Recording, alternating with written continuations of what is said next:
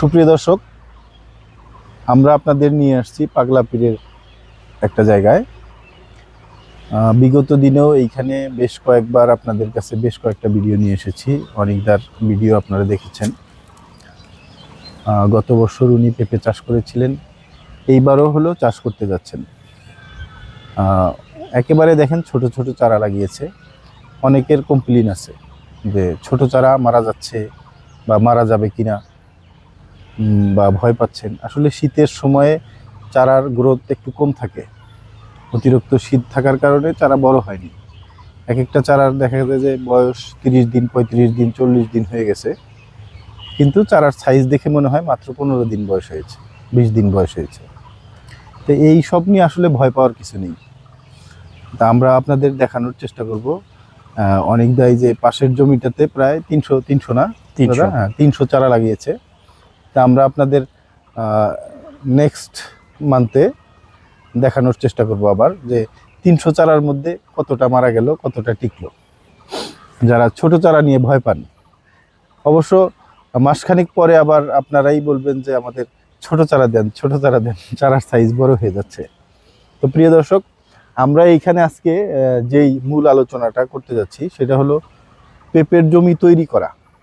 অনেক অভিজ্ঞ মানুষ, অনেক বলতে মোটামুটি অভিজ্ঞ। উনি গত বছরও চাষ করেছেন মোটামুটি। গত বছর চাষ করে কি আপনি সফল দাদা বলতে পারেন যে সফল হয়েছেন? মোটামুটি সফল। আচ্ছা, মোটামুটি সফল। উনি সফলতার মুখ দেখতে পেয়েছে বিধায়ী এই বছর আবার নতুন করে চাষ করতে যাচ্ছেন। তা আপনার অভিজ্ঞতাটা যদি আমাদেরকে একটু শেয়ার করতেন, যে জমিটা যে প্রস্তুত করলেন, মানে কখন থেকে শুরু করলেন, কি কি দিলেন জমিতে, কিভাবে তৈরি করলেন জমিটা, একটু যদি তথ্যটা দিতেন, আমাদের যে দর্শকরা আছেন বা যেই কৃষক ভাইয়েরা আছেন ওনারা একটু উপকৃত হতো। আচ্ছা, জমি প্রস্তুতের পূর্বে আমি প্রথম কথাটা বলি, যারা একবার পেঁপে চাষ করছে এবং ফসল হারভেস্ট পর্যন্ত গেছে, আমার মনে হয় না তারা ওই পেঁপে ছাড়া অন্য ফসল করতে চাবে। তো জমি প্রস্তুতির ব্যাপারটা কি, এক্ষেত্রে আমরা বিভিন্ন সময় বিভিন্ন মানুষের কাছে পরামর্শ নেই যে এটা দিতে হবে, এই সার দিতে হবে, এই সার দিতে হবে। এক্ষেত্রে কি, একটা পেঁপে, এটা তো ছোট একটা চারা। জি জি। প্রথমে রোপণ করা অবস্থায় এ তো কিছু খাইতে পারবে না, এর শেকড় মানে শেকড়টা একটু ছড়াবে, তারপরে সে তো খাবে। আমরা করি কি, বস্তার পর বস্তা সার দিই, রাসায়নিক সার দিই প্রাথমিক অবস্থায়। জি জি। এটা আসলে একদম করা যাবে না, রাসায়নিক সার একদম প্রাথমিক পর্যায়ে দেওয়া যাবে না। এক্ষেত্রে দেওয়া যেতে পারে কি, যে জৈব সার বা গোবর সার আপনি হিউজ পরিমাণে দিতে পারেন। আর জৈব সারটার মানে এর যে একটা গুণগত মান, এটা কিন্তু অনেক দিন পর্যন্ত থাকে। আর পেঁপের চারাটা যেহেতু ধীরে ধীরে খাবার খাবে, এক্ষেত্রে গোবরের পরিমাণটা বেশি দিতে হবে। আমার জমিটা যেটা আমি প্রস্তুত করছি, এক্ষেত্রে আমি কিন্তু 1 মাস থেকে প্রস্তুত করছি, প্রায় 1 মাস সময় ধরে। প্রাথমিক অবস্থায় জমিটা মানে খালি ছিল, চাষ করে রাখছি। তারপরে আপনার গোবর সার এটা হিউজ পরিমাণ দিছি। দেওয়ার পরে আমি যখন রোপণ করব তার 10 দিন আগে আমি রোটার দিয়ে চাষ করলাম।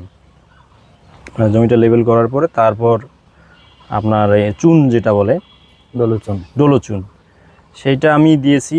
আপনার এটা 25 শতকে 1 বস্তা, এটা আর কি 50 কেজি। এই ডোলোচুনটা দেওয়ার পর চাষ করছি। তারপরে আমি হালকা সার দিছি, আপনার 25 শতকে 10 কেজির মতো টিএসপি, আর 5 কেজির মতো, না সরি 10 কেজি টিএসপি আর 10 কেজি পটাশ। এর সাথে দানাদার দিছি 2 প্যাকেট। এইটা দেওয়ার পরে চাষ করে রাখছি, প্রায় 10 দিনের মতো হলো। এখন চারাটা রোপণ করব। আচ্ছা, প্রিয় বন্ধুগণ, আমরা সব সময় বলে থাকি যে পেঁপে চাষ করতে গেলে আপনারা কখনোই রাসায়নিক ইউজ করবেন না।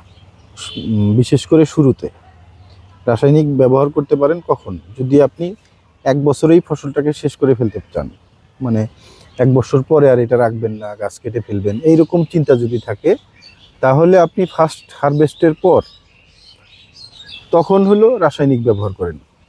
আপনি জমিতে যেই পরিমাণের ব্যবহার করতে চান করেন, অসুবিধা নেই। কিন্তু শুরুর দিকে আমরা রাসায়নিক ব্যবহার করতে একেবারে টোটাল দাদা নিষেধ করে দিই যে 1 ছটাকও হলো রাসায়নিক সার দেবেন না। শুধুমাত্র আপনি বোরন, তারপর হলো আপনার ম্যাগনেসিয়াম, এই 2টা রাসায়নিক ব্যবহার করতে পারেন। তাছাড়া বাকি জৈব যেগুলো আছে, যেমন জৈব সার দেন, ভার্মি কম্পোস্ট দেন, হাড়ের গুঁড়া দেন, শুটকির গুঁড়া দেন, এইগুলা পর্যাপ্ত পরিমাণের দেন। জৈব সারের ক্ষেত্রে আমরা অনেক সময় আপনাদের বলে থাকি যে আপনি শতকে 5 কেজি করে দেন, কোনো অসুবিধা নেই। বাড়িতে গোবরের সার করা আছে, পর্যাপ্ত পরিমাণের দিয়ে দিলেন, তাহলে জমির গুণগত মান ভালো হলো, জমি যৌবন ফিরে পেল। তারপর দানাদারের ক্ষেত্রেও আমরা বলে থাকি যে শতকে আমরা 10 শতকে 1 কেজি দেন। আপনার 25 শতক 2 কেজি দিচ্ছেন, অসুবিধা নেই, 2 কেজিতে অসুবিধা নেই। দানাদার দেওয়ার উপকারিতা হলো আপনি গাছটা লাগালেন, দেখলেন যে পোকামাকড় থাকলে গাছ কেটে দেবে। এই দানাদার দেওয়ার কারণে গাছটা আর কেটে দিতে পারবে না। তাই গাছ যদি একটা গাছ কেটে দিল, দেখলেন যে আপনি গাছ লাগানোর বয়স 20 দিন হয়ে গেছে, 25 দিন হয়ে গেছে, তখন গাছটা কেটে দিছে, ওইখানে আর একটা চারা লাগাইতে গেলে দেখবেন যে এই চারাটা 25 দিন পিছিয়ে গেল, চারাটা তখন উঁচু নিচু হয়ে যাবে। এক তো উঁচু নিচু হবে, 2 নাম্বার সমস্যা হবে যদি ওই গাছটার ছায়া পড়ে যায় এর উপরে, পাশের গাছটার ছায়া পড়লে এটা আর উঠতেই পারবে না। দেখা গেল পরবর্তীতে এটা ফল আসতেছে দেরিতে, ফল আসতেছেই না, অল্প ফল আসতেছে, ফুল ঝরে যাচ্ছে, বিভিন্ন সমস্যা দেখা দেবে। এই জন্য হলো দানাদার বীজটার অনেক গুরুত্ব বহন করে দানাদার বীজটা। তারপরে হলো চারা রোপণ তো আপনি জানেন, বা গত বছরও আমি এসেছিলাম, দেখেছি আপনার এখানে যে 6 ফিট পর পর চারা রোপণ করছেন। এইখানেও যে বেড তৈরি করতেছেন, এটাও মনে হয় 6 ফিট করে, 6 ফিট করে করা হয়েছে, করা আছে। তো প্রিয় দর্শক, আমরা আপনাদের এই তথ্যগুলো বারবার দিয়ে থাকি। তা আমরা আজকে এইখানে জমিতে আসছি। দাদা, এইবার এইখানে কতগুলো চারা রোপণ করতে যাচ্ছেন? এখানে মানে একটাতে আমি লাগাইছি, ওটা হচ্ছে 25 শতকের মতো লাগাইছি, আর এটাও প্রায় 25 শতকে ধরেন 22 শতকের মতো হবে, প্রায় 600 চারার মতো। আচ্ছা, প্রায় 600 চারার মতো এখানে আছে। তা আমরা হয়তো মাসখানেক পরে আবার আসবো আপনাদেরকে দেখানোর জন্য যে 1 মাস পরে চারার কি অবস্থা। এখন দেখবেন যে কি ছোট ছোট চারা, এই চারাগুলো লাগিয়েছেন। এখন 1 মাস পরে এই চারার কি কোয়ালিটিটা কেমন হয় বা অবস্থানটা কেমন হয়, কত দিনে ফল আসে, ফলের কোয়ালিটি কেমন হয়, তারপরে হলো ফলের আকৃতি কেমন হয়, গাছ কি রোগে আক্রান্ত হচ্ছে, এইগুলা পর্যায়ক্রমে আপনাদেরকে দেখানোর চেষ্টা করব। প্রিয় দর্শক, আজকের মতো এখানেই বিদায় নিচ্ছি। দেখা হবে অন্য কোনো ভিডিওতে, অন্য কোনো স্থানে, অন্য কোনো আলোচনা নিয়ে। ভালো থাকবেন, সুস্থ থাকবেন। আসসালামু আলাইকুম।